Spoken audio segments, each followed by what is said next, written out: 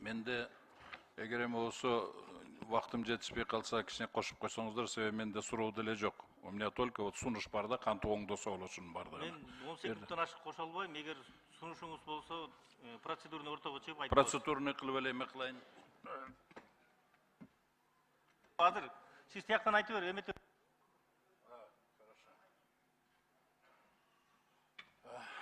Менде биринчи справка алып алайын дедим эле. Жанагы накопительный фонддо канча акчаңар бар? Өчүрүп турсаңар. 29 миллиард. 29 миллиард, отлично. Эми азыр биз мындайда, силерде өткөндө деле обсуждение кылганда көрдүк. Азыр бир пенсионерге 0,8 иштеп аткан киши, туурабы? Эгер ушундай эле темп менен кете турган болсо, дагы бир 5-6 жылдан кийин bir pensionerge 0,5 işlegen kişi olur. То есть bir işlegen kişiге 2 pensioner olup kaladı. Özüңөр айтып атпайсыңар. Анан бул жерде ар түрдүү проблемаларды айтылып атат. Шуну көтөрүш керек, чечиш керек деп. Бирок кандай кылып чечпегиле кептин бардыгы тартыштыкта болуп атпайбы каражаттын. Ошондуктан кандай кылып чечпегиле бул вопростор жанагындай льготты алып саласыңарбы, башка кыскартасыңарбы? Аябай чоң социалдык карама-каршылык алып келет, тополоң алып келет да. Это не выход. Ошондуктан мен сиздерге бир жолун айтайын. Значит, мен бул программаны былтыры сентябрда президент Садыр Жапаровга предлагать эткем. Ал маанисин айтып коеюн, кыскартып вакыттын кысалыгынан.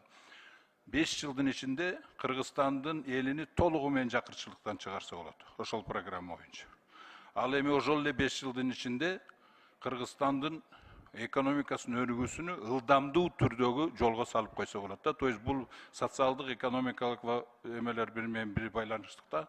Ошол программа мындайча айтканда комплексно чечет да. Муну, между прочим, Садыр Нуркожоевич поддержал. Анан пилоттук түрдө Баткен облусуна ишке ашыргыла деп поручение берген. Но бирок мына уже 8 ай болуп кетти, эч кандай движение жок да.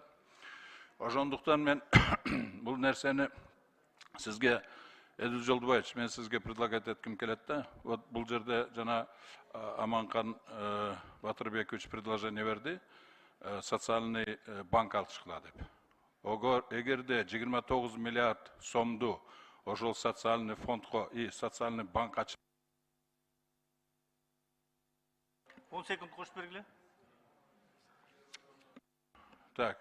29 миллиардты эгер ушул банкка салып туруп, банк ачып, эгер ушул программаны ишке ашыра турган болсо, ал жерде 29 миллиард деген аябай көп акча да. Ортого чыгып.